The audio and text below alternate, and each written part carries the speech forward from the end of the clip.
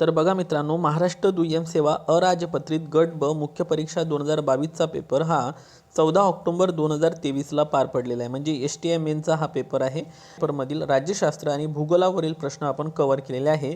आजच्या लेक्चरमध्ये आपण इतिहासावर आधारित जे 10 प्रश्न विचारलेले होते ते प्रश्न इथे कव्हर करणार आहे. चला तर मग स्टार्ट करूया. तर बघा, इतिहासामध्ये जो पहिला प्रश्न दिलेला होता, लष्करी शिक्षण देणारे इन्फॅन्ट्री स्कूल कोण सुरू केलेले आहे? आपल्याला समाज सुधारक ओळखायचे होते. तर बघा, आपल्या सर्वांना माहीत आहे की लष्करी शिक्षण देणारे इन्फॅन्ट्री स्कूल कोण सुरू केलेलं होतं? तर हे स्कूल सुरू केलेलं होतं छत्रपती शाहू महाराजांनी. त्यानंतर मूर्तिजापूरला गोरक्षण संस्था व पुणे येथे वृद्धाश्रम कोणी स्थापन केलेले होते? तर ते केलेले होते संत गाडगे महाराज यांनी. त्यानंतर दुधगाव शिक्षण प्रसारक मंडळाची स्थापना कोणी केलेली होती? तर बघा, कर्मवीर भाऊराव पाटील यांनी केलेली होती. आणि लक्ष्मीज्ञान हा ग्रंथ आणि ग्रामरचना हा ग्रंथ कोणी लिहिलेला होता? तर गोपाळ हरी देशमुख म्हणजेच लोकहितवादी यांनी हा ग्रंथ लिहिलेला होता. आता महत्त्वाचं हे आहे की प्रश्नाचं उत्तर असं घ्यायचं, कारण बघा ऑप्शन सेम आहे, छत्रपती शाहू महाराज, गाडगे महाराज, कर्मवीर भाऊराव पाटील आणि गोपाळ हरी देशमुख, की ऑप्शन या पद्धतीनं घ्यायचं. हा एक प्रश्न असते. तर लक्षात घ्या, आपल्याला ऑप्शन नंबर 3 इथं दिलेला आहे आणि आपण गोल काही तर गोल करणार नाही, त्यामुळं आपण ऑप्शन नंबर हे 3 घ्यायचं आपल्याला. ओके, सो हा पॉईंट लक्षात घ्या. सो ॲन्सर जे आहे याचं हे आडव्या पद्धतीने घ्यायचं आहे मित्रांनो. ओके, तर लक्षात असू द्या. आणि हे वन लाईनर प्रश्न पाठ ठेवा, कारण पुढच्या पेपरमध्ये रिपिटेशनमध्ये हे प्रश्न येतात. जसं की बघा, आता लक्ष्मीज्ञानवर प्रश्न ऑलरेडी आपल्याला, लक्ष्मीज्ञान या पुस्तकावर आधारित प्रश्न आपल्याला ऑलरेडी आयोगानं विचारलेला आहे. सो 26चा ॲन्सर नंबर 3 आहे, पाठ ठेवा. त्यानंतर 27 नंबरचा प्रश्न कोणता होता? खालीलपैकी कोणकोणत्या व्यक्तींनी कामगार व शेतकऱ्यांना पाठिंबा देऊन साम्यवादी विचारांच्या प्रसाराचं काय केलेलं होतं? कार्य केलेलं होतं. आता बघा मित्रांनो, या प्रश्नाचं जे अचूक उत्तर आहे ते ऑप्शन नंबर 3 मुजफ्फर अहमद, श्रीपाद अमृत डांगे, गुलाम हुसेन, सिंगवेरू चेट्टियार आणि माणिकलाल कोठारी याच्यामध्ये होते का? तर नाही. त्यामुळे या प्रश्नाचं अचूक उत्तर आहे अ, ब, क. ठीक आहे. तर साम्यवादी विचारांच्या प्रसारांचे कार्य या 3 व्यक्तींनी केलेलं होतं. त्यानंतर 28 नंबरचा प्रश्न काय आहे? अधिवेशनं दिलेली आहे. आपल्याला राष्ट्रीय काँग्रेसचे अधिवेशनं पाठ करणं खूप आवश्यक ठरते मित्रांनो. तुम्हाला माहीत असेल की राष्ट्रीय काँग्रेसचं पहिलं अधिवेशन हे 1885ला मुंबई या ठिकाणी भरलेलं होतं आणि अध्यक्ष होते वेमेशचंद्र बॅनर्जी.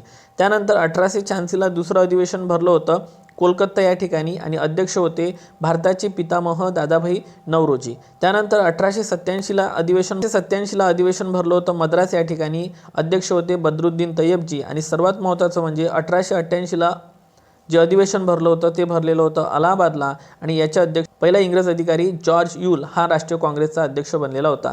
सो हे 4 क्रमानं तुम्हाला पाठ ठेवायचे आहे अध्यक्षासहित. आता महत्त्वाचा प्रश्न होता की अधिवेशनं विचारलेले होते, तर यापैकी तुम्हाला 1-2 किमान अधिवेशनं माहीत असणं आवश्यक आहे मित्रांनो. आता या प्रश्नाचं अचूक उत्तर आहे ऑप्शन नंबर 2 म्हणजेच 1890 कलकत्ताला जे अधिवेशन भरलं होतं त्याचे अध्यक्ष होते फिरोजशाह मेहता. त्यानंतर 1891ला नागपूरला जे भरलं होतं त्याचे अध्यक्ष होते आनंद चार्लो. ठीक आहे. त्यानंतर 1895ला पुणे इथं भरलं होतं, याचे अध्यक्ष होते सुरेंद्रनाथ बॅनर्जी. आणि 1897 आपल्या सर्वांना माहीत आहे अमरावती इथे जे अधिवेशन भरलं होतं त्याचे अध्यक्ष होते शंकरन नायर. त्यामुळे या प्रश्नाचं अचूक उत्तर आहे ऑप्शन नंबर 2. सो 28ला दुसऱ्या क्रमांकाचं उत्तर लागेल. बघा, 29 नंबरचा प्रश्न काय म्हणतो? 29 नंबरचा प्रश्न, खालील विवरणावरून समाजसुधारक आपल्याला ओळखायचे आहे. इसवी सन 1920मध्ये त्यांनी महात्मा गांधीजींच्या अध्यक्षतेखाली अखिल भारतीय अस्पृश्यता निवारक परिषद घेतलेली होती. ओके, त्यांनी मी बौद्ध आहे असं स्पष्ट सांगितलेलं होतं. त्यांनी मुरळी प्रथेला विरोध केलेला होता आणि त्यांनी बौद्ध धर्माचा जीर्णोद्धार हा लेख लिहिलेला होता. तर या प्रश्नाचं अचूक उत्तर आहे मित्रांनो option number 3 Vitthal Ramji Shinde. Okay, so हा पॉईंट आपल्याला लक्षात ठेवायचा आहे. ठीक आहे. त्यानंतर पुढे जो नेक्स्ट 30 नंबरचा प्रश्न काय आहे की खालीलपैकी कोणती विधाने बरोबर आहेत? आता आपल्यासमोर ऑप्शन दिलेले आहे 4 आणि 4 ऑप्शनमधून आपल्याला प्रश्नाचं उत्तर सर्च करायचं आहे. राष्ट्रीय सभेच्या लाहोर अधिवेशनात जवाहरलाल नेहरू यांनी आपण समाजवादी असल्याचे स्पष्ट केलं होतं. तर बघा, लाहोर अधिवेशन रावी या नदीकाठी लाहोर या ठिकाणी भरलेलं होतं 1929मध्ये, रावी नदीकाठी. लक्षात असू द्या, इथेच पूर्ण स्वराज्याचा ठरावसुद्धा मांडण्यात आलेला होता.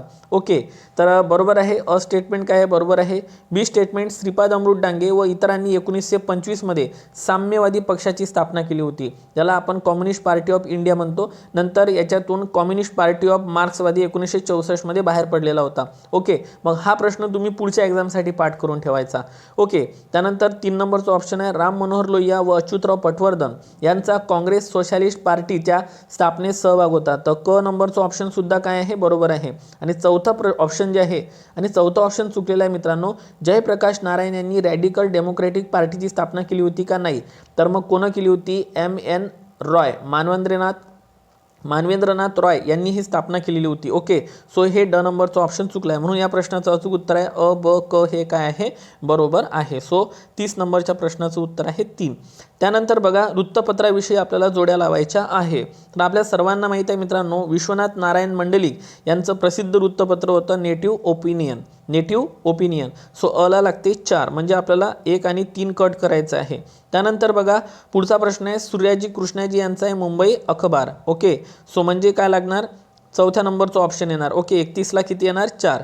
त्यानंतर बघा, गोविंद विठ्ठल कुंटे म्हणजेच भाऊ महाजन यांचं वृत्तपत्र होतं प्रभाकर. आणि तुम्हाला सर्वांना माहीत आहे, प्रभाकरमध्ये शतपत्रे कोणी लिहिलेली होती, लोकहितवादी म्हणजेच गोपाळ हरी देशमुख यांनी शतपत्रे लिहिली होती प्रभाकर या वृत्तपत्रामध्ये. आणि हे वृत्तपत्र होतं गोविंद विठ्ठल कुंटे म्हणजेच भाऊ महाजन यांचं. आणि श्रीपतराव शिंदे यांचं प्रसिद्ध वृत्तपत्र होतं विजयी मराठा. सो आपल्याला काय करायचं, ऑप्शन नंबर 4 लक्षात ठेवायचं. हे लिहूनच घ्या तुम्ही, कारण पेपरमध्ये रिपीट होणार आहे. ठीक आहे.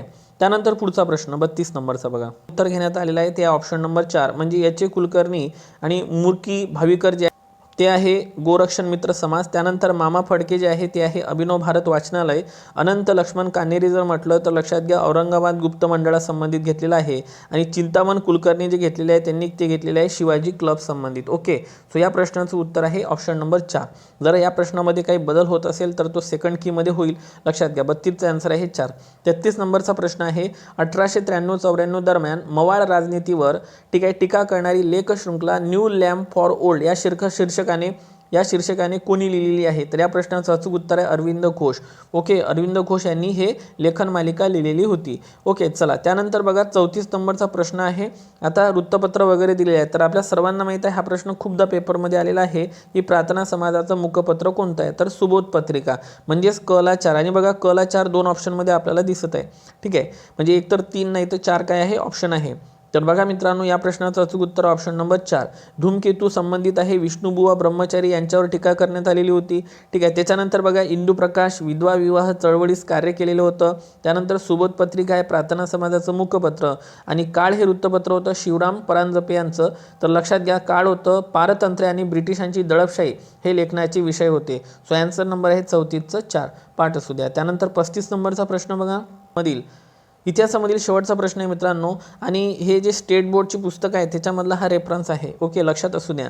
तर बघा, यवतमाळच्या गुप्त संघटनेत कोणाचा सहभाग होता, तर आपल्या सर्वांना माहीत आहे की यवतमाळच्या गुप्त संघटनेमध्ये मित्रांनो जनार्दन पुरुषोत्तम वाजने यांचा समावेश होता.